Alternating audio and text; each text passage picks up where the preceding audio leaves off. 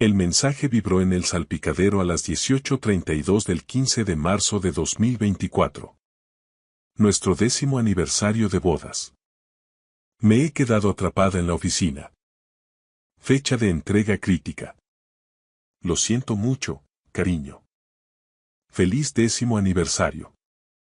Te lo compensaré este fin de semana. Te quiero.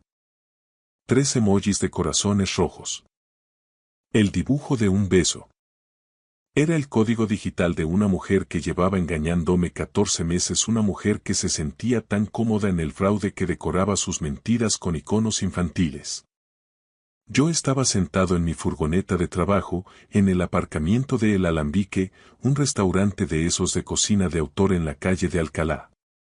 Llevaba puesto un traje gris marengo que había comprado 3 días antes específicamente para esta noche. No lo busqué en una boutique de lujo de la calle Serrano, sino en una tienda de segunda mano cerca de la Puerta del Sol. Los electricistas autónomos no solemos tener presupuesto para sastres a medida, pero el 10º aniversario solo ocurre una vez en la vida, y quería que ella viera que yo estaba a la altura de su nuevo mundo.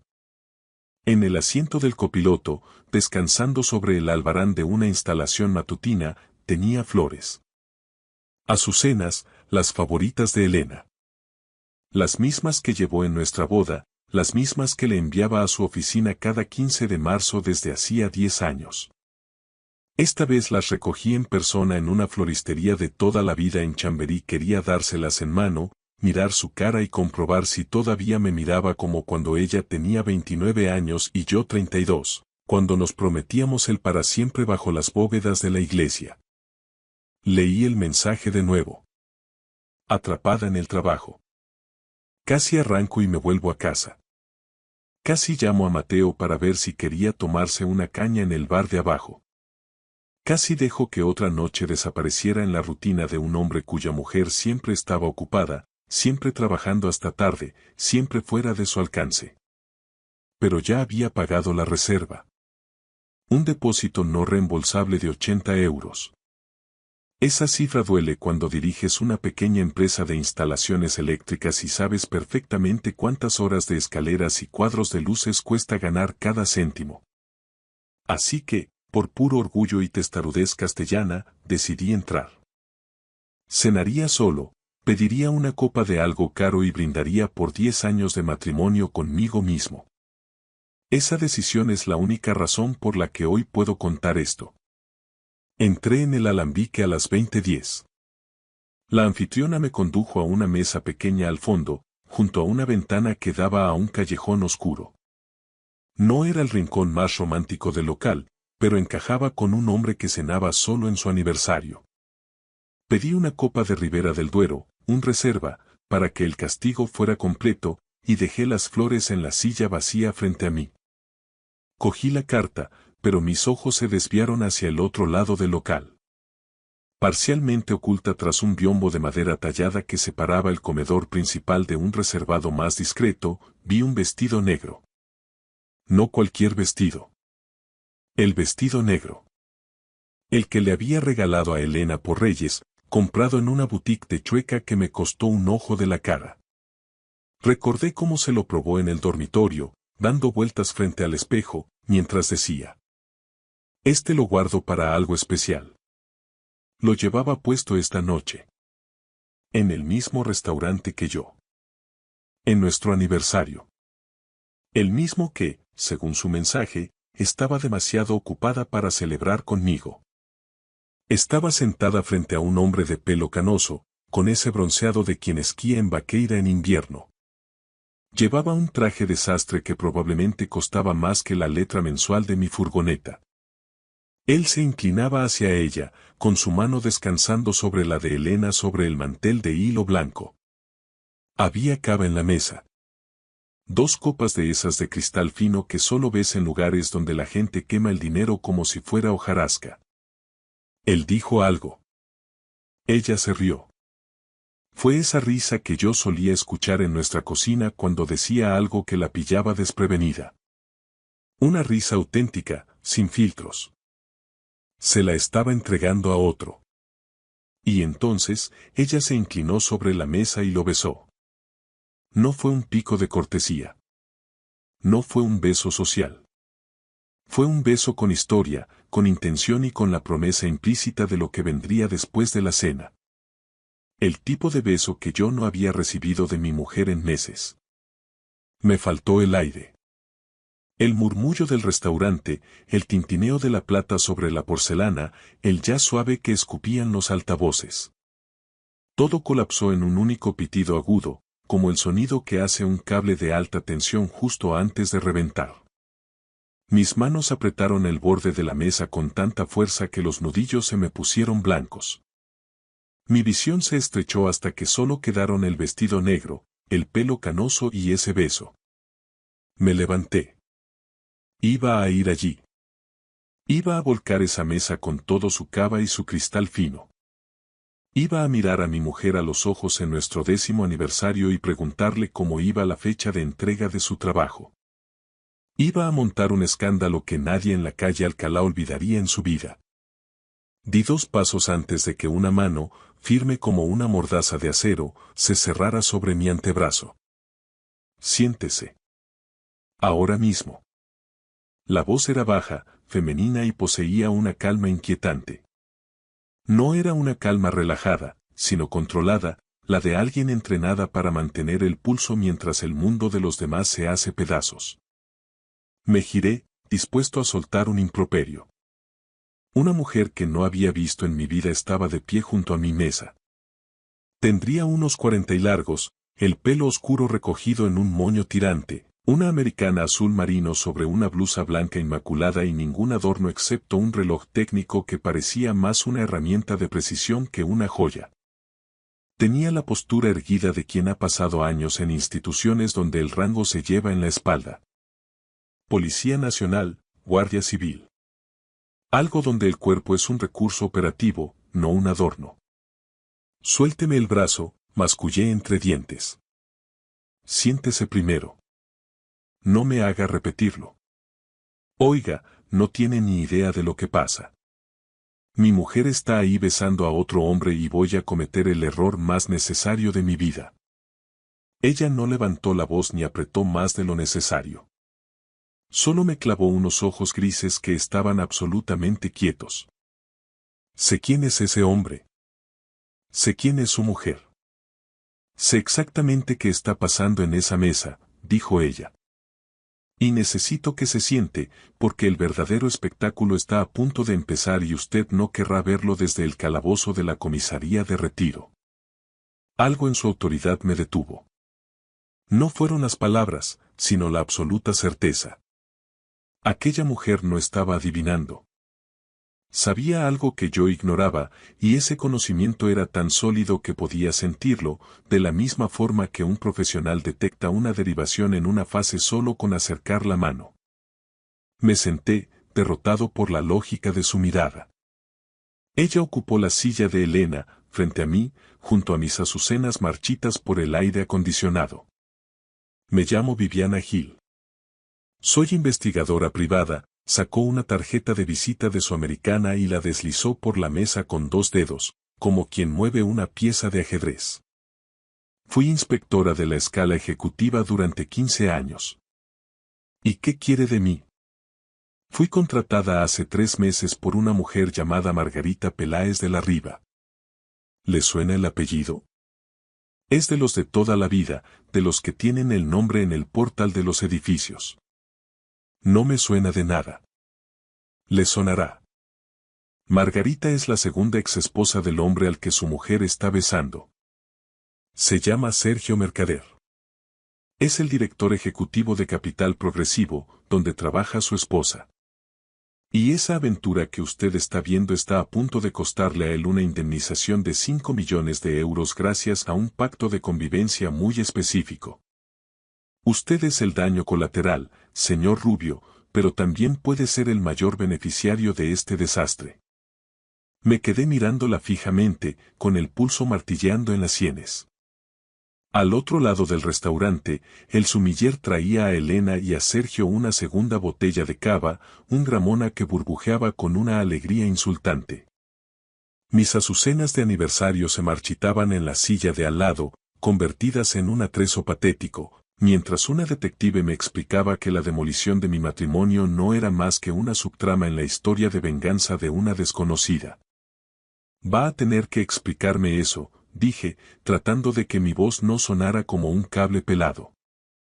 Lo haré, pero primero necesito algo de usted. ¿Qué? Pregunté, con la mirada clavada en el perfil de mi mujer. Templanza. 30 minutos de reloj. No se acerque a ellos. No los confronte. Que no tengan ni la más remota sospecha de que usted ha pisado este local.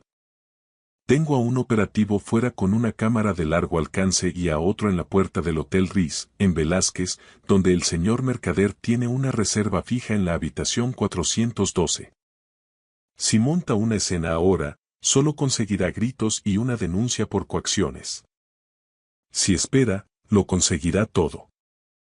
¿Y qué significa todo para una persona como usted? Pruebas de cargo, una ventaja estratégica irreversible y la verdad sobre su esposa, que le aseguro que va mucho más allá del hombre al que está besando ahora mismo. Miró hacia la barra con profesional frialdad. Pida otra copa de ese Rivera. Respire y deje que le cuente lo que hemos desenterrado. Pedí el vino. Respiré el aire viciado del restaurante. Y Viviana Gil empezó a desgranar una cronología que hizo que el cava de la mesa de enfrente supiera a arsénico en mi imaginación. Sergio Marketer tiene 52 años, comenzó. Fundó Capital Progresivo en 2006 con el patrimonio de su familia. Dinero de la vieja guardia madrileña, de los que tienen el apellido grabado en los dinteles de piedra de los edificios de la calle Almagro. Su patrimonio personal roza los 40 millones de euros. Se ha divorciado 2 veces. Su segundo matrimonio con mi cliente, Margarita Peláez de la Riva, saltó por los aires en 2021. ¿El motivo? Margarita descubrió que Sergio mantenía una relación de afectividad con su secretaria de aquel entonces. Sentí una sacudida eléctrica en el estómago. Secretaria. Elena trabaja para Sergio desde hace 6 años, continuó Viviana. La aventura, según nuestros registros, se consolidó hace aproximadamente 14 meses, en enero de 2023. Cuando Margarita firmó el divorcio, lo hizo asesorada por un abogado de los que no aceptan un no por respuesta. El acuerdo incluyó una indemnización de 8 millones, pero se blindó con un pacto de conducta muy específico ante notario. ¿Un pacto de conducta? En España, si se firma en previsión de ruptura y ambas partes están de acuerdo, es un compromiso civil vinculante. La cláusula estipulaba que, si Sergio mantenía otra relación sentimental con cualquier empleada de su empresa en los 5 años siguientes al divorcio, tendría que abonar a Margarita una penalización adicional de 5 millones de euros por daños morales y patrimoniales. El abogado de Sergio le imploró que no firmara esa sentencia de muerte financiera. Firmó igual. Es un hombre lo suficientemente soberbio para creer que las leyes son para los que no tienen su apellido. Hizo una pausa táctica. Pero no pudo evitarlo. Elena, su mujer, es la actual secretaria de dirección y el detonante de esos 5 millones. 14 meses. Eché la vista atrás, recorriendo cada día de ese último año. Las noches atrapada en la oficina, las urgencias de última hora, la ropa nueva de Zadig y Voltaire que aparecía en el armario alegando rebajas inexistentes, la frialdad en la cama que yo justificaba con su estrés laboral. 14 meses de una farsa meticulosa, y yo me había tragado cada escena, cada gesto y cada emoji de corazón. Hay más, dijo Viviana, interrumpiendo mis pensamientos. Y esta es la parte que afecta al patrimonio de su sociedad de gananciales. Sacó una carpeta de piel azul y deslizó un extracto bancario por la mesa. Durante la auditoría forense que realizamos sobre las cuentas de Capital Progresivo, descubrimos que su esposa ha estado recibiendo emolumentos que exceden con mucho su nómina oficial. Aproximadamente 15.000 euros al mes, ingresados en una cuenta personal en el Banco Santander a nombre exclusivo de Elena Rubio. Miré el papel. Las cifras bailaban ante mis ojos. Saldo acumulado: 211.847 euros. Depósitos mensuales sistemáticos provenientes de una entidad llamada Asesoría Mercader. ¿Qué es esa sociedad?, pregunté con un hilo de voz. Una empresa instrumental registrada por Sergio Mercader. Sin empleados, sin sede real, sin actividad mercantil. Un simple vehículo para canalizar los pagos a su esposa. 15.000 euros al mes durante 14 meses. Unos 210.000 euros que han volado por debajo del radar familiar. Dejé el extracto sobre el mantel. Mis manos volvieron a temblar, pero no era el temblor del miedo, sino esa vibración peligrosa que precede a un cortocircuito masivo. En 20 años trabajando con alta tensión, aprendes que el silencio suele ser más peligroso que el chispazo. Me ha ocultado más de 200.000 euros, susurré. Viviendo bajo el mismo techo. Compartiendo la mesa con mis hijos. Exacto. Y en un régimen de gananciales, la mitad de ese dinero integra el haber social y le pertenece a usted por ley. Pero hay algo más grave. La ocultación sistemática de activos y el cobro de fondos de origen opaco durante el matrimonio es un argumento demoledor en un proceso de liquidación de bienes. Destruye cualquier presunción de buena fe. Y en lo que respecta a la guarda y custodia, un progenitor que oculta su verdadera situación financiera y engaña de forma continuada no suele ser el perfil que un juez de familia ve con buenos ojos para liderar una custodia compartida o exclusiva. Miré de nuevo hacia el reservado. Elena reía otra vez, inclinando la cabeza para que Sergio pudiera susurrarle algo al oído. Parecían intocables. Parecían haber diseñado el crimen perfecto en un despacho de la calle Serrano. ¿Por qué me cuenta esto ahora?, pregunté con desconfianza. Su cliente es Margarita. ¿Qué gana usted dándome munición a mí? Viviana me sostuvo la mirada con una honestidad cortante. Mi trabajo es asegurar que la cláusula de penalización se ejecute. Su mujer es la prueba viva.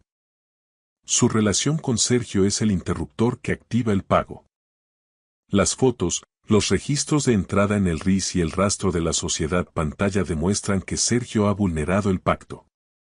Margarita recibirá sus 5 millones de euros y yo cobraré mi porcentaje por éxito. ¿Y dónde entro yo en esa ecuación? Usted es el beneficiario colateral.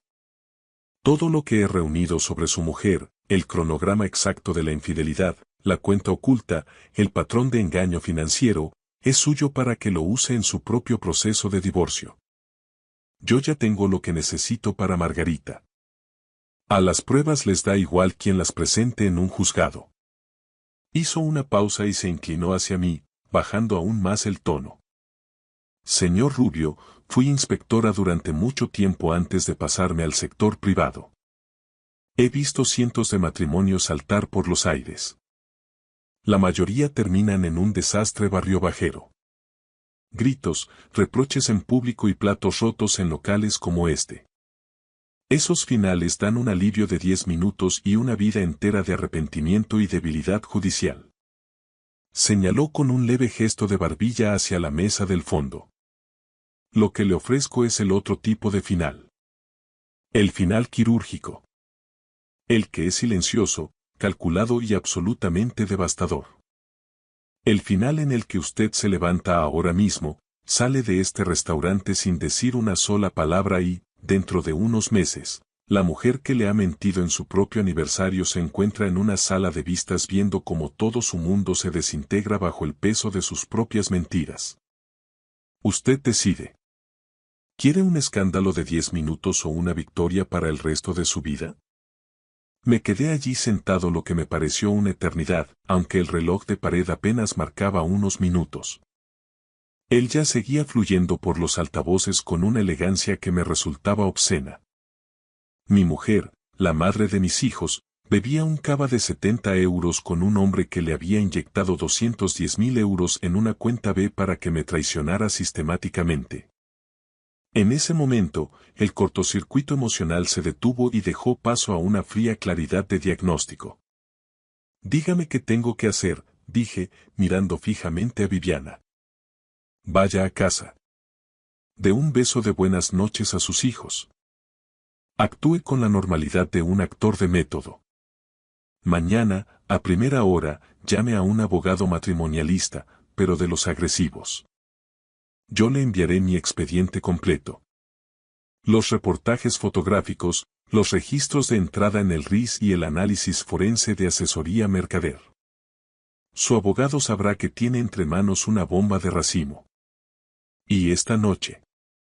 Se irán de aquí al hotel, ¿verdad?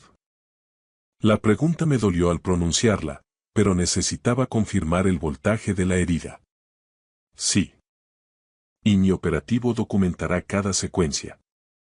Fotos con sello de tiempo, video de la llegada al garaje y, si hay suerte, la factura del check-up mañana. Para cuando usted esté desayunando, tendré un paquete de pruebas que ningún juez de familia en Plaza de Castilla podrá ignorar. Miré las azucenas que descansaban en la silla vacía. Eran las mismas flores que ella llevó en el ramo camino del altar de Chamberí. Las había comprado para una mujer que ya no existía, o que quizá nunca fue real. Tal vez la Elena que me juró lealtad eterna ya era una impostora, alguien a quien yo no supe detectar porque el amor es un aislante que te impide ver dónde está la fuga de corriente. Me levanté con movimientos mecánicos, dejé 50 euros en efectivo sobre la mesa para cubrir el vino y la propina, y cogí el ramo de flores.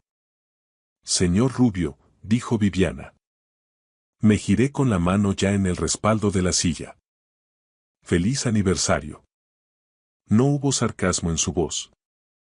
Fue el reconocimiento seco de una mujer que ha pasado media vida viendo cómo se desmantelan las fachadas de las familias perfectas. Sabía que, en ese instante, lo único que podía ofrecerme era la verdad desnuda, por mucho que cortara como un cristal roto. Salí del alambique a las 21:07. Crucé el comedor principal con la espalda erguida, pasé por la barra de mármol y la recepción, y salí a la noche de Madrid, que a esa hora olía a asfalto húmedo y a humo de escape. No giré la cabeza hacia el reservado. No busqué el vestido negro que yo mismo había pagado con el sudor de mis instalaciones, ni el cava que burbujeaba en sus copas, ni la mano de ese tipo sobre la de mi mujer.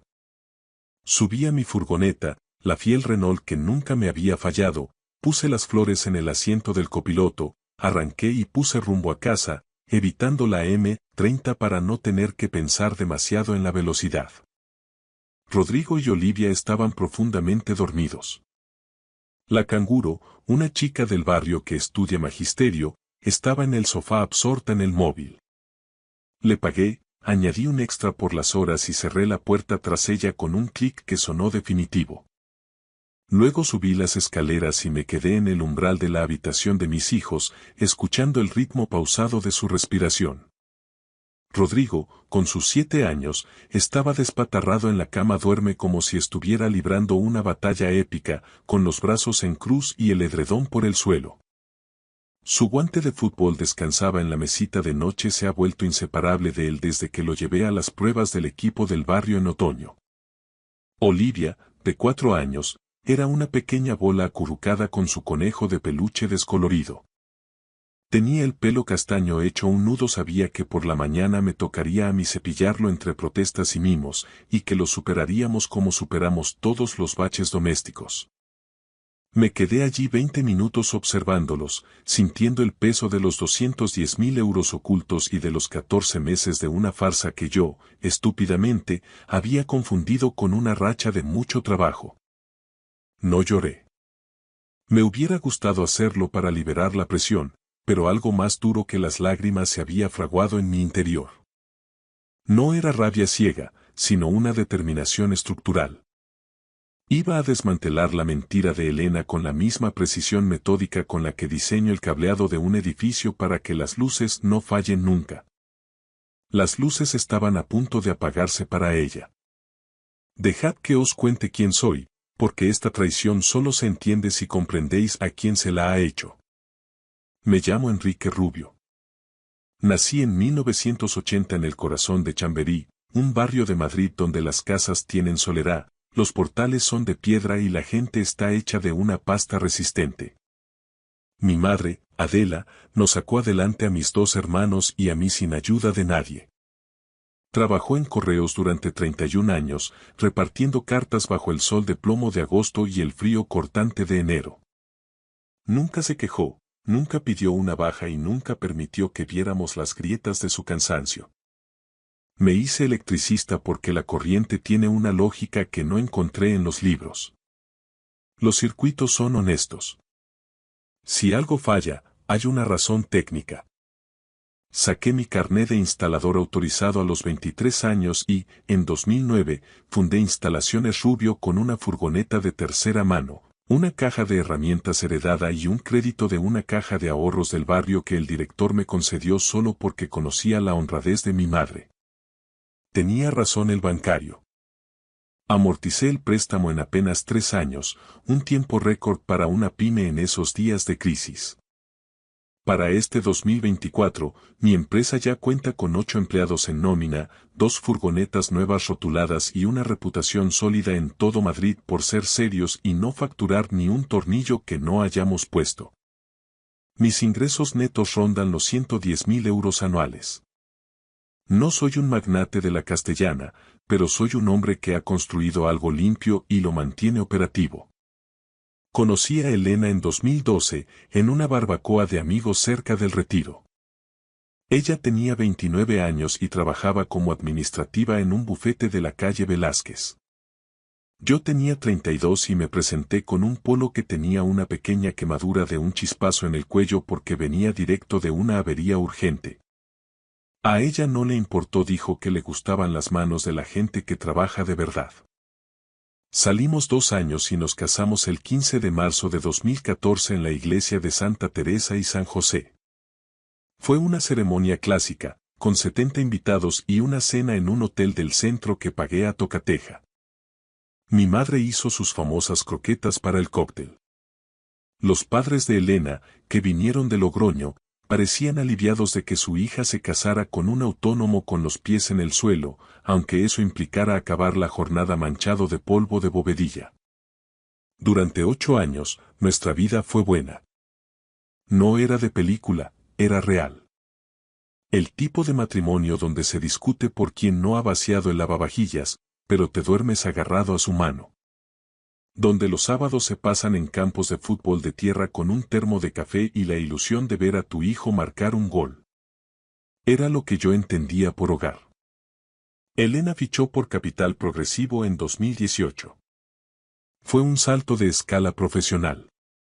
Mejor sueldo, oficinas en un edificio inteligente y un entorno de ejecutivos de élite. Hablaba de Sergio Mercader como si fuera un semidios de las finanzas, ese tipo imponente que movía fondos de inversión de 9 cifras mientras lucía trajes a medida y miraba Madrid desde un despacho acristalado. Me alegré por ella, de verdad. Fui tan ciego que no detecté el momento exacto en el que su admiración profesional se transformó en una ambición oscura y, finalmente, en una cama de hotel pagada con el dinero de nuestra sociedad de gananciales. La distancia emocional no fue un chispazo repentino, sino una fuga de corriente lenta y silenciosa que comenzó a finales de 2022. Trabajaba hasta más tarde, llegaba con la mirada ausente y mostraba un desinterés glacial por esas pequeñas conversaciones que actúan como el cemento de un matrimonio. El qué tal el día en la obra, el qué tal el entrenamiento del niño. Esas charlas se fueron acortando, luego se espaciaron y, finalmente, se extinguieron. Seguíamos compartiendo techo y mesa, pero ya no nos decíamos nada que importara. Yo, estúpido y optimista, pensé que era la presión del cargo. Pensé que era el desgaste lógico de los años intermedios. Decidí que valía la pena luchar por nosotros. Planeé la cena de aniversario con una precisión de ingeniero. Compré aquel traje marengo. Recogí las azucenas frescas. Hice la reserva en el Alambique porque Elena había soltado una vez, meses atrás, que era el sitio más romántico de la capital. Guardé ese dato como guardo los esquemas de un cuadro eléctrico complejo. con cuidado, para un uso futuro. Ella también lo guardó, pero para estrenar su traición con el hombre que le firmaba los cheques. La mañana siguiente al desastre, llamé a Alberto Tárrega. Alberto tenía 53 años, era un abogado matrimonialista de la vieja escuela y antiguo asesor jurídico militar. Su despacho estaba en la calle Alcalá, en un edificio señorial que había albergado una sucursal bancaria en los años 20, un escenario perfecto, porque un divorcio contencioso en España es, en esencia, una auditoría forense realizada bajo una coacción emocional extrema. Suéltalo todo, Enrique. Sin filtros, dijo Alberto, sirviendo un café negro de una cafetera que parecía haber sobrevivido a la transición. Se lo conté. El aniversario, el mensaje de texto, el biombo del alambique, la aparición de Viviana Gil, la figura de Sergio Mercader, el pacto de convivencia de la exesposa, la cuenta oculta y los 210.000 euros. Alberto escuchó con una inmovilidad castrense. Cuando terminé, dejó la taza sobre el tapete de cuero y me miró a los ojos. ¿Cómo te sientes ahora mismo?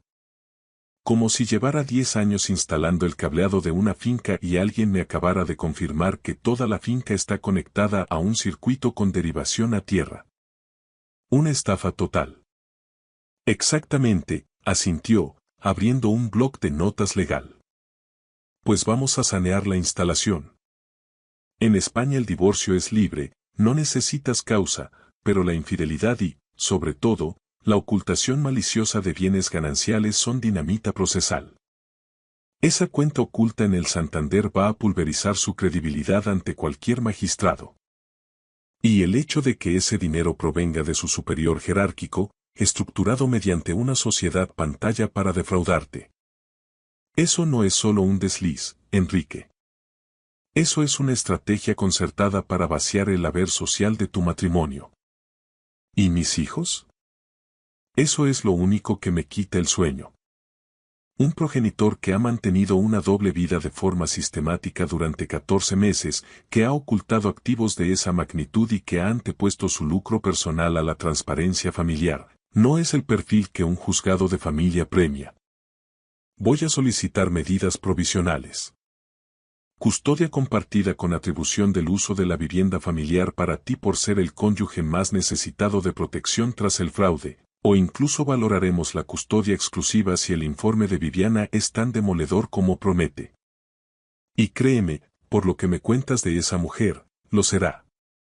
¿Y qué pasa con Sergio Mercader? Sergio es el problema de Margarita Peláez de la Riva. Y con ese pacto de conducta firmado ante notario, le va a salir la broma por 5 millones de euros. Pero su implicación directa, los pagos de asesoría Mercader y el uso de recursos de la empresa para su aventura. Todo eso irá en nuestra demanda. El juez verá la película completa, en alta definición. Viviana cumplió su palabra. El paquete de pruebas llegó al despacho de Tárrega una semana después. Era un trabajo de cirujano. 47 fotografías de alta resolución tomadas a lo largo de 3 meses. Entradas y salidas del Hotel Riz, habitación 412, en 11 fechas distintas. Movimientos de tarjeta en restaurantes de Marbella y Baqueira. Los extractos de la cuenta oculta. Mensajes de interceptación legal entre Elena y Sergio. Alberto presentó la demanda de divorcio contencioso el 3 de abril de 2024. A Elena le notificaron el requerimiento en su propio despacho de Capital Progresivo, justo enfrente de la oficina acristalada de Sergio. Esa misma tarde, llegó a casa con los ojos inyectados en sangre y desencajada. Enrique, ¿qué locura es esta? ¿Por qué me haces esto a través de un abogado? Gritó, lanzando el bolso sobre la encimera. Yo estaba sentado a la mesa de la cocina. La misma mesa de roble donde habíamos cenado durante una década. Donde Rodrigo hacía sus deberes de primaria y Olivia garabateaba sus dibujos. Tenía un vaso de agua delante. Nada más. Sin aspavientos, sin fotos sobre la mesa, sin teatro. Solo yo, enfrentándome a la verdad. ¿Tú qué crees, Elena? Pregunté con una calma que me asustó a mí mismo. ¿Es porque he estado llegando tarde? Te juré que el cierre de año en el fondo era una pesadilla. Enrique, no puedes hacernos esto por una racha de estrés laboral. Basta. Se acabó la función. Ella se quedó petrificada. Yo estaba en el alambique la noche de nuestro aniversario. Te vi perfectamente. El color se le drenó de la cara como si hubiera saltado el diferencial de toda la casa. Fue un apagón total. Un silencio absoluto de varios segundos. ¿Estabas allí?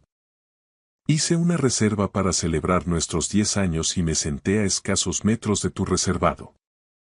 Te vi besar a Sergio Mercader mientras el mensaje que me habías enviado diciendo que estabas atrapada seguía brillando en la pantalla de mi móvil.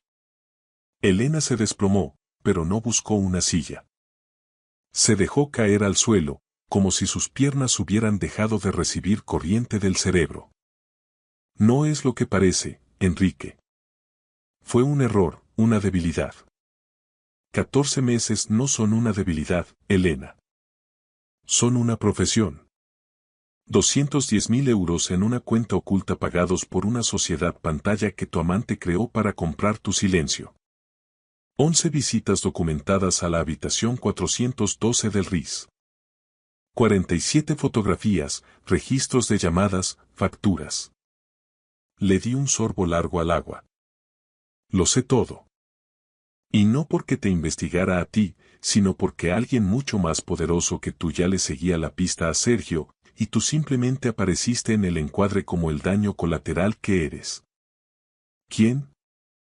¿Quién nos ha hecho esto? Preguntó ella, con la voz rota. Eso es irrelevante. Lo que importa es que el contrato se ha roto.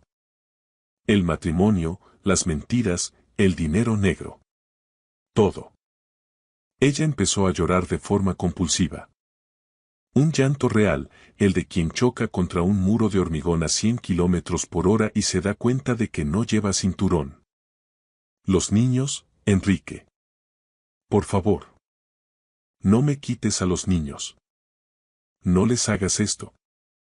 Yo no voy a quitarte nada que no sea legalmente justo, pero no pienso ceder ni un milímetro de lo que me corresponde como padre y como cónyuge estafado. Lo dejaré todo. Dejaré el trabajo, dejaré a Sergio esta misma noche. Podemos ir a terapia, podemos empezar de cero en otra ciudad. Llevabas el vestido que te regalé por Reyes para cenar con él en nuestro aniversario, le recordé con una frialdad que me nacía del fondo de los huesos. Me enviaste emojis de amor mientras compartías cama con él. Me ocultaste el equivalente a 2 años de mi trabajo en una cuenta secreta. La terapia no arregla un alma podrida, Elena. Nada lo arregla. Mañana a las 10 tienes una cita con tu abogado. Espero que sea bueno, porque Alberto Tárrega ya ha empezado a tirar del cable. Elena se quedó en el suelo de la cocina durante mucho tiempo, una mancha negra sobre el parqué que yo mismo había barnizado hacía años. Salí de la estancia sin decir una palabra más, subí las escaleras con el corazón a 1000 revoluciones y comprobé que los niños seguían en el mundo de los sueños. Cerré su puerta con una suavidad quirúrgica para que el eco de los sollozos de su madre no contaminara su descanso. Esa fue, en esencia, la última conversación real de mi matrimonio. Todo lo que vino después fue puro trámite administrativo.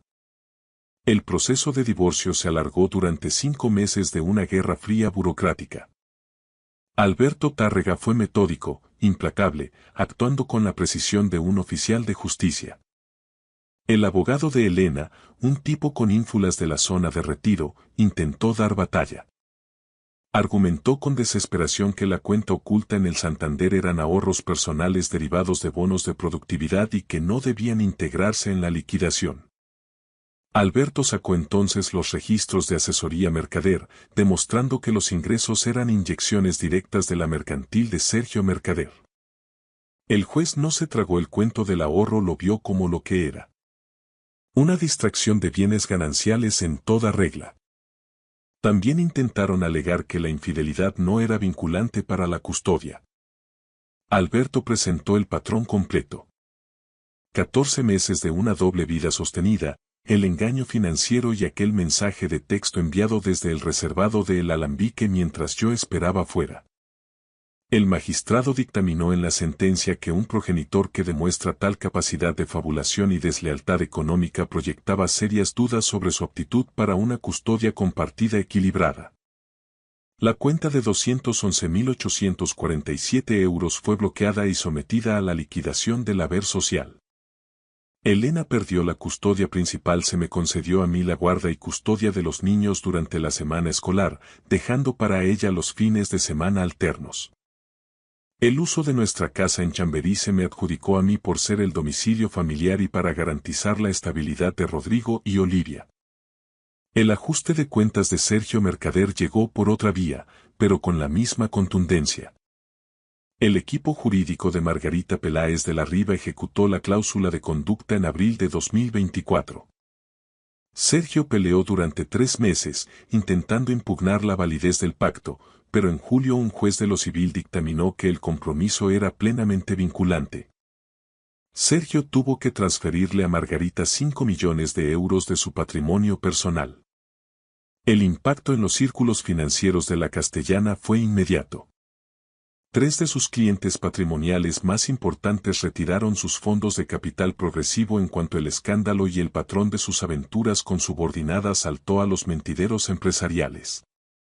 Su fondo de inversión sufrió un descalabro, bajando de los 200 a los 140 millones de euros en apenas un semestre.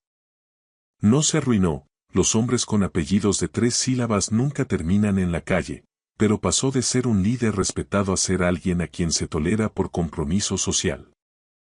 Para un hombre cuya identidad se alimentaba exclusivamente del estatus, fue una ejecución en público. Elena fue despedida de Capital Progresivo poco después. No por la relación, eso habría sido un despido nulo de manual, sino por una oportuna reestructuración de departamentos. Esa clase de limpieza que ocurre cuando un CEO necesita borrar el rastro del error que casi le cuesta a la empresa. Salió sin referencias, con una indemnización mínima pactada y un acuerdo de confidencialidad que le impedía, bajo pena de demanda millonaria, mencionar jamás lo ocurrido en el fondo. Viviana Gil me hizo llegar el informe de cierre tras la resolución del caso de Margarita. Era un documento aséptico y profesional. Al pie de la última página, había escrito una nota de su puño y letra. La paciencia es la mayor virtud del instalador, señor Rubio. Espero que el nuevo circuito sea más resistente que el anterior. Tenía razón. Lo es. Ha pasado un año. Es marzo de 2025. El aniversario acaba de quedar atrás. El 15 de marzo no hubo dramas. No pisé la calle Alcalá ni busqué azucenas en ninguna floristería. Llevé a Rodrigo y a Olivia a una pizzería artesana cerca de la Plaza Mayor, un sitio de confianza donde no hay biombos ni reservados. Comimos pizza de pepperoni y jugamos en los recreativos de la esquina hasta que Olivia consiguió un pingüino de peluche en la máquina de gancho. Lo bautizó como Chispas, porque dice que tiene cara de haber tocado un cable pelado. Sigo al frente de Instalaciones Rubio. El negocio va sobre ruedas, la reputación de seriedad en Madrid es el mejor marketing. He contratado a un 9º empleado, Darío, un chaval del barrio que me recuerda a mí cuando empecé. Puntual, con las herramientas impecables y el hambre de quien quiere aprender el oficio de verdad. Mateo sigue apareciendo por el taller los viernes con un pack de cervezas y consejos no solicitados sobre mi vida sentimental, que a día de hoy es un solar vacío.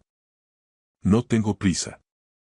La instalación de mi vida personal necesita una revisión a fondo antes de meterle carga de nuevo.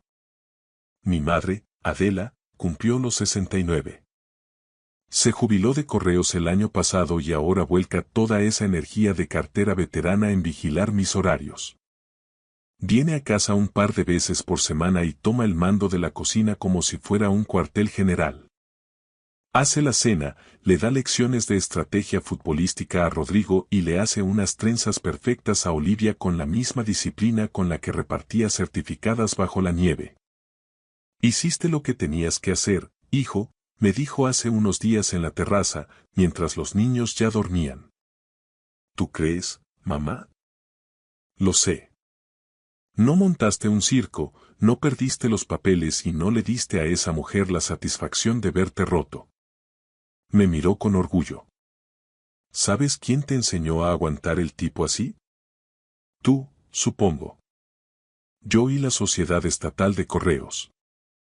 Da igual que llueva, que nieve o que el mundo se caiga a trozos. El correo siempre tiene que llegar a su destino.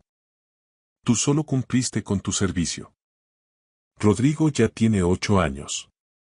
Su entrenador dice que tiene un disparo con la zurda que va para serio. A veces me pregunta por su madre, y yo le doy la verdad en dosis que su edad pueda procesar. Mamá y papá tomaron caminos distintos, pero ella sigue siendo tu madre y la verás cada 2 fines de semana. Olivia, con sus 5 años, es un torbellino. Me trae dibujos de su colegio y sigue peleándose conmigo cada mañana por el cepillo del pelo. Y yo sigo teniendo paciencia. Y seguimos adelante. Ellos son el único motivo por el que me quedé clavado en aquella silla del alambique. Son la razón por la que no salté sobre Sergio Mercader para partirle la cara, lo que le habría servido en bandeja de plata la victoria judicial a Elena. Ellos son la razón por la que escuché a una desconocida que me pidió calma, y son la prueba de que esperar el momento justo es la mejor herramienta de un profesional. Ahora mismo estoy en la furgoneta, de camino a una obra en las afueras. Rodrigo va conmigo en el asiento del copiloto porque no tiene cole y le encanta acompañarme a supervisar. Lleva su guante en el regazo y no deja de hacerme preguntas técnicas que yo respondo con el gusto de quien transmite un legado.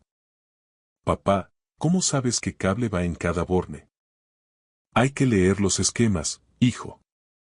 Seguir el reglamento al pie de la letra. Y cuando el plano no coincide con lo que te encuentras en la pared, que pasa casi siempre, usas la cabeza y la experiencia. ¿Y si te equivocas de cable? Entonces las luces no se encienden. O peor, provocas un incendio. Por eso en este oficio no te puedes permitir el lujo de equivocarte por un calentón. ¿Pero y si pasa? Entonces cortas la corriente, buscas el fallo, saneas el circuito y te aseguras de que no vuelva a fallar nunca más. Se quedó pensativo un instante, mirando por la ventanilla. ¿Es lo que pasó con mamá? ¿Un fallo en el circuito? Miré a mi hijo. 8 años. Demasiado niño para la crudeza de la verdad, pero demasiado listo para que le mienta. Algo parecido, campeón. Pero la casa ya tiene el cableado nuevo. Y las luces están encendidas. Asintió, conforme con la explicación, y volvió a juguetear con su guante. Me incorporé a la M30. El sol de la mañana bañaba el salpicadero, cálido y limpio esa luz de Madrid que te hace creer que todo es posible. Mi furgoneta olía a café recién hecho, a cinta aislante y a esa paz extraña del hombre que sabe que ha hecho bien su trabajo. Hace un año, estuve a punto de perderlo todo por un impulso de rabia en un restaurante caro. Una desconocida me agarró del brazo y me prometió un espectáculo. Tuvo razón. El espectáculo terminó y las luces se apagaron para todos los que operaban en la oscuridad de la mentira. Pero las mías. Las mías siguen brillando. Siempre lo hacen. Gracias por escuchar la historia hasta el final. Dale like y deja un comentario. Suscríbete al canal y activa la campana para no perderte la próxima historia. Les deseo todo lo mejor. Volví a casa del cementerio empapada, no solo por la pena sino por la fría lluvia de aquel febrero en la costa valenciana. Había dejado a Margarita, mi suegra, mi Marga, bajo tierra. 10 años. 10 años cuidándola a través de su decadencia, desde el primer ictus hasta el último suspiro. El negro de mi abrigo estaba saturado y mis manos aún temblaban por el esfuerzo de la caja, por el adiós definitivo. Lo primero que vi al entrar en el recibidor, dejando huellas húmedas de mis zapatos de funeral sobre el parqué que Marga pulía con manía cada sábado, fue una escena insólita. Estaban todos en mi salón. Mi marido, Ricardo, mi hijo, Darío, mi cuñada, Carla, y un abogado que no había visto en mi vida. Los cuatro sentados, esperando mi regreso como si fuera una reunión de accionistas. Ricardo, mi marido de 23 años, ocupaba la butaca favorita de Margarita, algo que nunca, en todo el tiempo que ella estuvo viva, se había atrevido a hacer. Me quedé en el umbral, sintiendo como el frío me mordía los huesos. Teresa, dijo él, sin levantarse. Su tono era plano, inexpresivo. Tenemos que hablar. Darío, nuestro hijo de 24 años, estaba sentado en el sofá, incapaz de mirarme a los ojos, con el perfil tan tenso que parecía de mármol. Carla, la hermana menor de Ricardo, se sentaba a su lado. Llevaba una carpeta sobre el regazo y, algo que me pareció de una crueldad exquisita, no se había quitado las gafas de sol que usó en el entierro, a pesar de estar bajo la tenue luz de la lámpara de nuestro salón. La vanidad de ser una influencer de estilo de vida, supongo, no cesaba ni ante la muerte de su madre. El abogado, un hombre delgado con un traje gris que parecía recién salido de una fotocopiadora, ocupaba el sillón junto al ventanal que daba al pequeño jardín de atrás. ¿Puedo al menos quitarme el abrigo?, pregunté, notando el esfuerzo que me costaba cada palabra. Esto no llevará mucho tiempo, espetó Carla. Su voz, siempre tan aguda, sonaba más fría que la lluvia de la calle. Me colgué el abrigo en el perchero que Marga había comprado en un mercadillo de antigüedades. Ella me había contado la historia de esa pieza mientras yo le cambiaba la cuña, intentando distraerla de la indignidad de su estado. Teresa, siéntate, ordenó Ricardo. Había algo en su voz que no reconocí. Una autoridad helada, ajena a nuestro matrimonio. Me senté en el puff, el único asiento que quedaba libre en mi propia casa. Carla abrió la carpeta con un chasquido seco que resonó en el silencio.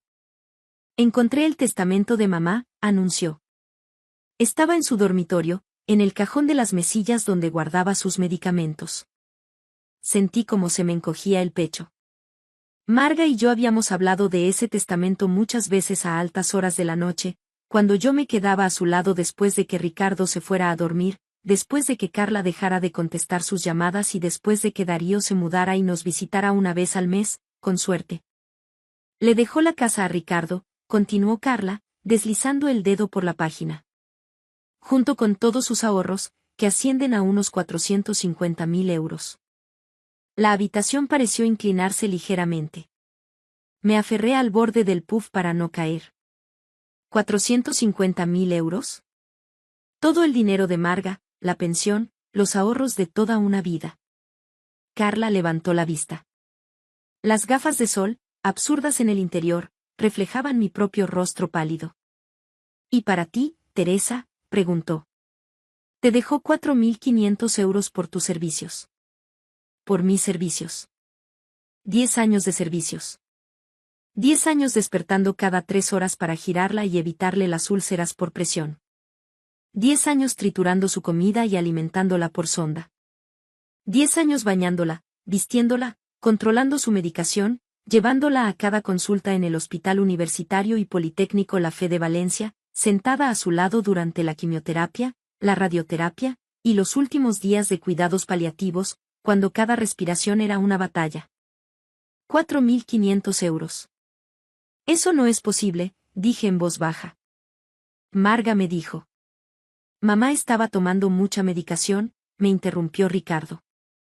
No siempre tenía las cosas claras. Si las tenía claras, repliqué. Las tenía muy claras. Me dijo que la casa sería mía. Dijo que era lo justo después de todo. No hay nada sobre ti en el testamento, excepto esos 4.500 euros, dijo Carla, dando un golpecito al papel. Está todo aquí, en blanco y negro. El abogado se aclaró la garganta, una formalidad innecesaria. Señora Vidal, soy Alberto Pérez. Me han solicitado para atestiguar la lectura de este testamento y para informarle que tiene un plazo de 48 horas para desalojar la propiedad. 48 horas. Miré a mi hijo. Darío. Él clavó la vista en sus manos. Papá dice que es lo que la abuela quería. Tu padre no la visitó durante 6 meses antes de que muriera, me oí decir. Ni tampoco tu tía. ¿Dónde estabais todos cuando ella lloraba a las 3 de la mañana por un dolor insoportable? ¿Dónde estabais cuando no recordaba su propio nombre? ¿Dónde, Darío? Teresa, Ricardo se puso de pie. Me pareció más alto de lo que recordaba. O tal vez yo me había encogido. Esto es lo que quería mi madre. Recibirás tus 4.500 euros. Darío se queda con nosotros. Tienes que hacer tus maletas y marcharte. Con nosotros. Dijo con nosotros. Como si Darío y Carla fueran una nueva unidad familiar y yo fuera la intrusa, la sirvienta despedida. Hacer mis maletas, repetí. Tiene 48 horas, insistió el abogado. Después de eso, si no ha desalojado la propiedad voluntariamente, nos veremos obligados a iniciar un proceso de desahucio. Me levanté lentamente. Sentía las piernas como gelatina, pero no les daría el gusto de verme caer. Lo entiendo, dije. Creo que todos se sorprendieron. Quizás esperaban gritos, lágrimas, un drama. Pero de 10 años de enfermería había aprendido algo. No se puede pelear cada batalla en el momento en que ocurre. A veces, hay que esperar. Hay que evaluar. Hay que planificar.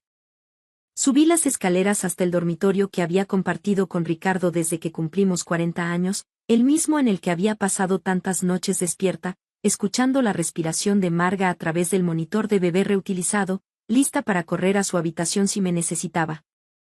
Saqué mi maleta del armario y empecé a empacar. Toda mi vida había sido la responsable, la que se casó joven e hizo que funcionara. La que puso en pausa mi propia carrera de enfermería cuando a Marga le dio el primer ictus, porque Ricardo insistió en que su madre necesitaba el cuidado de la familia, no de extraños a sueldo. Yo era la que sonreía y asentía cuando Carla llegaba 2 veces al año con regalos caros y quejas sobre lo difícil que era su vida como influencer de moda. Empaqué mis uniformes de enfermera, aunque hacía una década que no los usaba. Guardé el pequeño joyero que Marga me había regalado por mis 60 cumpleaños. Metí los álbumes de fotos que Ricardo quería tirar porque, según él, ya están digitalizados. Y luego, empaqué el sobre. El sobre que Marga me había presionado en la mano 3 días antes de morir, cuando tuvo uno de sus momentos de lucidez, cuando la neblina de morfina se levantó y me agarró la muñeca con una fuerza sorprendente. Teresa, me susurró. Mis hijos no son buenas personas. Lo sé ahora. Siento no haberlo visto antes. No digas eso, le dije, acariciándole el cabello hacia atrás. Solo están ocupados. No los defiendas, me reprendió. Siempre has defendido a todos los demás. Es hora de que alguien te proteja a ti. Sacó el sobre de debajo de su almohada. No lo abras hasta después de que me haya ido. Prométemelo. Se lo había prometido. Ahora el sobre yacía en el fondo de mi maleta, todavía sellado. Había cumplido mi palabra, incluso en el funeral, incluso cuando cada instinto me gritaba que lo abriera. Pasé las siguientes 48 horas en un lúgubre hostal Ruta del Sol, junto a la antigua carretera A4 que iba hacia Madrid. La habitación olía a tabaco y lejía, y el calefactor hacía un ruido de traqueteo que me mantuvo despierta. Utilicé los 4.500 euros que Carla había transferido a mi cuenta, aparentemente todo mi valor después de una década de devoción, para pagar 2 semanas de alojamiento y comprar algo de comida en el supermercado de descuento cercano. Al tercer día, abrí el sobre. Dentro había una llave con una etiqueta que decía Caja Banco Nacional y una nota con la caligrafía temblorosa de Marga. Teresa. Conozco a mis hijos. Me preparé para esto. Confía en mí, el verdadero testamento está en la caja. También hay una grabación de vídeo. Llama a Bernardo Winters, de Winters y Asociados. Su número está en la caja. Siento mucho que tengas que lidiar con esto. Te mereces mucho más de todos nosotros. Con amor, Marga. Me quedé sentada en la cama del hostal durante mucho tiempo, sosteniendo esa nota. Luego, llamé a Bernardo Winters. El bufete de abogados estaba en un antiguo edificio de ladrillo en el centro histórico de Valencia, justo encima de la panadería que hacía los rollos de canela que tanto le gustaban a Marga antes de que ya no pudiera tragar alimentos sólidos. Bernardo Winters, un hombre de unos 70 años, tenía ojos amables y un apretón de manos firme. Señora Vidal, dijo. La estaba esperando. Margarita vino a verme hace 8 meses. Tenía muy claro lo que quería. Me condujo a una sala de conferencias e insertó la llave que yo le había traído en una caja metálica sobre la mesa. Dentro había otro sobresellado, una memoria USB y una gruesa carpeta de documentos. El testamento oficial de Margarita, dijo Bernardo, abriendo el sobre, fue ejecutado el 15 de junio del año pasado. Fui testigo yo mismo, junto con 2 de mis colegas. Ha sido notariado y registrado en el juzgado de primera instancia. Empezó a leer. La casa era mía, no de Ricardo. Mía. 400.000 euros eran míos, no de Ricardo. Míos. Ricardo y Carla recibían cada uno 22.000 euros con una condición muy específica. No recibirían absolutamente nada si impugnaban el testamento. Darío recibía 90.000 euros en un fondo fiduciario al que podría acceder a los 25 años, algo que sucedería en 10 meses. El testamento también incluye lo que llamamos una cláusula de no impugnación, explicó Bernardo. Si alguien desafía la validez del testamento, pierde toda su herencia. Es perfectamente legal y, en este caso, muy prudente por parte de Margarita. Pero ellos tienen un testamento, dije. Carla me lo enseñó. Una falsificación, dijo Bernardo en voz baja. Y la falsificación de un documento legal es un delito grave. Marga estaba preocupada de que pudieran intentar algo así, por eso tomó ciertas precauciones. Encendió el portátil y enchufó la memoria USB. El rostro de Marga llenó la pantalla. Estaba sentada en esa misma oficina, con la chaqueta de punto azul que le había regalado por Navidad hacía 2 años. Parecía cansada, pero decidida. A quien concierna, dijo a la cámara. Soy Margarita Patricia Navarro, en plenas facultades mentales y físicas, aunque mi cuerpo ya no sea lo que era. Una pequeña sonrisa. Hago este video para asegurar que mis deseos sean totalmente claros y no puedan ser malinterpretados o manipulados por nadie. Ella juntó las manos sobre la mesa. Mi hijo Ricardo y mi hija Carla no han estado presentes en mi vida durante muchos años. Vienen en festivos y cumpleaños, se quedan 1 hora y se van. Llaman una vez al mes, si acaso. Me han dejado muy claro que mi cuidado es una carga que no están dispuestos a asumir. Su voz se quebró ligeramente. Mi nuera, Teresa Vidal, ha sido mi única cuidadora durante 10 años. Me ha bañado. Me ha alimentado. Me ha cogido de la mano durante procedimientos y dolores que habrían roto a la mayoría de las personas. Ha sacrificado su propia carrera, su propia salud, incluso su propia dignidad en ocasiones, para preservar la mía. Marga miró directamente a la cámara. Teresa se merece todo lo que tengo para darle. La casa debe ser suya. Se la ha ganado 1000 veces. El dinero debe ser suyo. No compensará lo que ha entregado, pero es lo que tengo. Hizo una pausa. Les dejo algo a mis hijos porque son mis hijos y los quiero a pesar de sus defectos. Pero si eligen luchar contra este testamento, si eligen intentar quitarle a Teresa lo que se ha ganado, entonces no recibirán nada. Esta es mi última palabra sobre el asunto. El vídeo terminó. Me quedé sentada en silencio. Bernardo Winters me sirvió un vaso de agua de la jarra que había sobre la mesa. Hay más, dijo suavemente.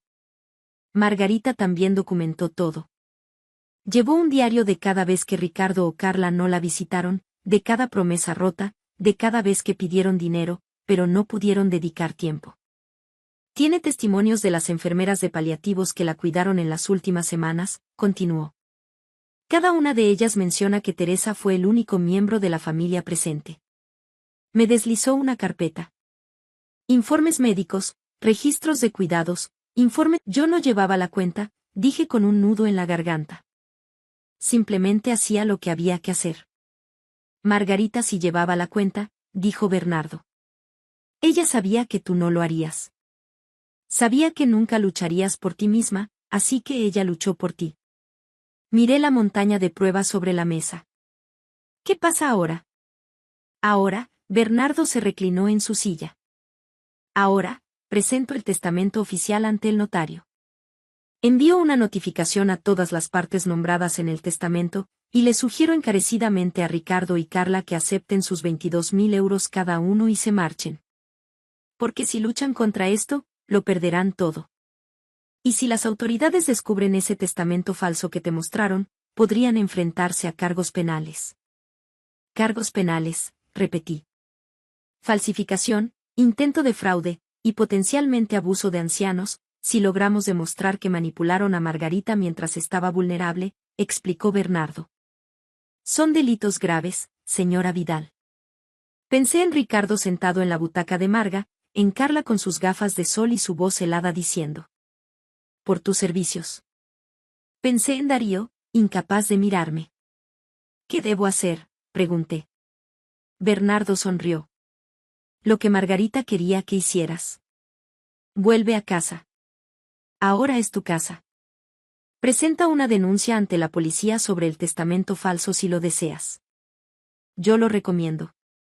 Y vive tu vida. Te lo has ganado. Al día siguiente, presenté la denuncia en la comisaría de Policía Nacional.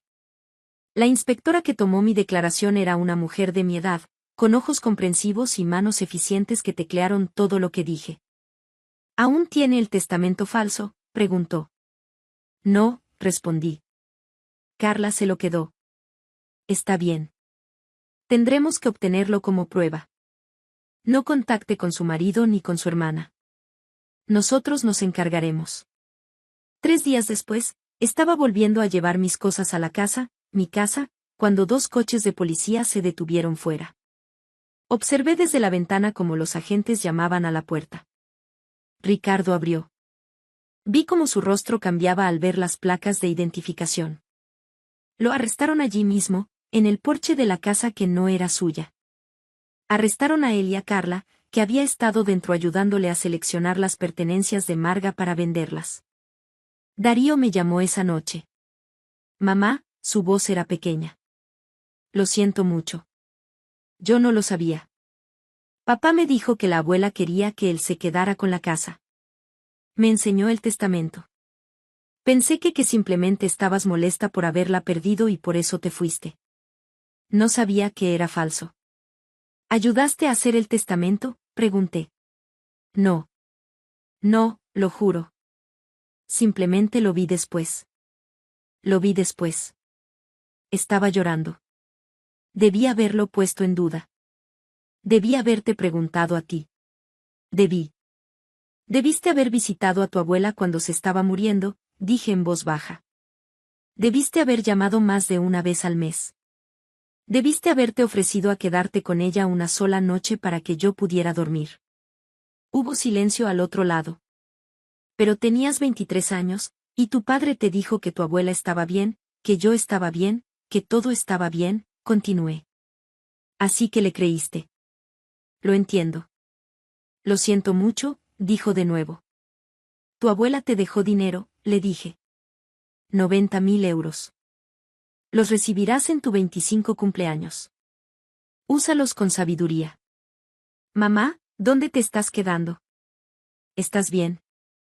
Estoy en casa, le dije. Por fin estoy en casa. El proceso judicial duró 3 meses. Ricardo y Carla se declararon culpables de falsificación e intento de fraude a cambio de penas reducidas. Ricardo fue condenado a 2 años, que se redujeron a 18 meses con buen comportamiento. Carla, a 18 meses, reducidos a 1 año. Darío me visitó todas las semanas después de eso. Al principio era incómodo. Nos sentábamos en el salón, que ahora era mío, legal y completamente mío, y tomábamos té sin saber qué decir. Pero poco a poco aprendimos. Me preguntó por su abuela, Y yo le conté historias. No historias edulcoradas, sino las reales. La vez que se rió tanto con un chiste que se le soltó la vía de la morfina. La forma en que insistía en maquillarse con pintalabios, incluso cuando no podía levantarse de la cama. La mañana en que me agarró la mano y me dijo: Teresa, eres la hija que desearía haber criado. ¿Por qué no me lo dijo?, preguntó Darío una vez. ¿Por qué no me dijo que quería dejarte todo a ti? Porque era su nieto, le dije. Y ella te quería, pero también sabía que no estabas listo para escucharlo. Ninguno de vosotros lo estaba. No vendí la casa. Lo pensé, sobre todo durante esas primeras semanas, cuando cada habitación me recordaba la ausencia de Marga. Pero luego me di cuenta de que esta casa no se trataba del edificio, ni del valor de la propiedad, ni de los 4 dormitorios y 2 baños. Esta casa se trataba de la década que había pasado cuidando a alguien que no tenía a nadie más. Se trataba del amor que había crecido entre 2 mujeres que no estaban unidas por lazos de sangre, pero que se habían convertido en familia de todos modos. Se trataba de que Marga me vio de verdad, cuando mi propio marido había dejado de hacerlo. En su lugar, hice algo diferente. Utilicé el dinero de Marga para iniciar un programa, una red de apoyo para cuidadores familiares, especialmente aquellos que cuidan a parientes mayores, un lugar donde la gente pudiera compartir recursos, encontrar cuidados de relevo, recibir asesoramiento legal y psicológico. Lo llamé Casa de Marga y lo dirigía desde el salón donde ella había pasado sus últimos años.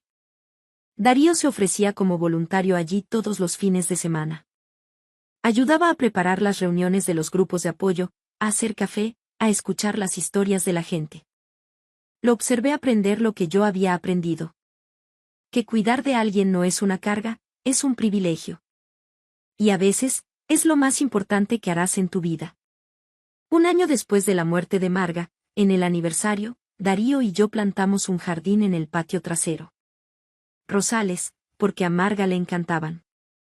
Los plantamos en el lugar donde solía sentarse en sus días buenos, en su silla de ruedas, con el rostro vuelto hacia el sol. Ella lo sabía, ¿verdad?, dijo Darío, con las manos hundidas en la tierra. Sabía exactamente lo que planeaban papá y la tía Carla. Ella lo sospechaba, dije. Y me protegió de la única manera que sabía. Con pruebas, con documentación, con la verdad. Ojalá la hubiera conocido mejor, dijo en voz baja. Puedes conocerla a través de sus acciones, le dije. A través de lo que hizo al final, cuando más importaba. Eligió la compasión. Eligió la justicia. Eligió proteger a alguien que no podía protegerse a sí misma. Trabajamos en silencio durante un rato, plantando rosales en la cálida tierra primaveral. Mamá. Darío me miró. Gracias por no rendirte conmigo. Eres mi hijo, dije simplemente. Marga me enseñó que la familia no es solo cuestión de sangre. Se trata de quien aparece, quien se queda, quien hace el trabajo duro de amar a la gente incluso cuando no lo merecen. Hice una pausa, con las manos cubiertas de tierra, rodeada de rosales que florecerían mucho después de que ambos nos hubiéramos ido. Pero también me enseñó algo más, añadí. Que a veces, lo más amoroso que puedes hacer es trazar una línea. Decir. No más. Protegerte a ti misma de la misma manera que has protegido a todos los demás. Darío asintió lentamente. ¿Crees que volverás a hablar con papá alguna vez? Pensé en Ricardo en esa prisión, vestido de naranja en lugar de los costosos trajes que siempre prefería. Pensé en Carla, su carrera de influencia arruinada por los titulares sobre abuso de ancianos y fraude. Pensé en la década que había pasado haciéndome más pequeña para que ellos pudieran sentirse más grandes. No lo sé, dije con honestidad. Tal vez algún día, pero no porque tenga que hacerlo, no porque se espere. Solo si quiero. ¿Y quieres? Miré la casa a nuestra espalda, los rosales que comenzaban a echar raíces, el rostro de mi hijo, todavía tan joven, pero aprendiendo, creciendo, intentando ser mejor de lo que le habían enseñado. Pregúntame dentro de un año, dije. Esa noche, a solas en la casa que era por fin, legal, irrevocablemente mía, saqué los álbumes de fotos que había salvado de la basura de Ricardo. Fotos de Marga de joven, sosteniendo al pequeño Ricardo. Fotos de ella y su difunto esposo el día de su boda, fotos de navidades y graduaciones y martes ordinarios que en su momento parecieron intrascendentes, pero que ahora eran preciosos. Y escondida en la parte posterior del último álbum, encontré una nota más de Marga, escrita con la misma mano temblorosa que la que había dejado con el sobre. Querida Teresa, si estás leyendo esto, entonces mi plan funcionó. Estás en casa. Estás a salvo. Por fin estás recibiendo lo que te merecías desde el principio. Siento no haberte dado más cuando estaba viva. Más reconocimiento, más apoyo, más defensa contra el egoísmo de mis hijos, pero te estoy dando esto ahora. Permiso. Permiso para dejar de sacrificarte. Permiso para dejar de encogerte. Permiso para ocupar espacio y exigir respeto y conocer tu valor. Has sido la arquitecta de la comodidad de todos los demás durante demasiado tiempo. Ahora, construye algo para ti. Con todo mi amor y gratitud, Marga. Lloré entonces por primera vez desde el funeral.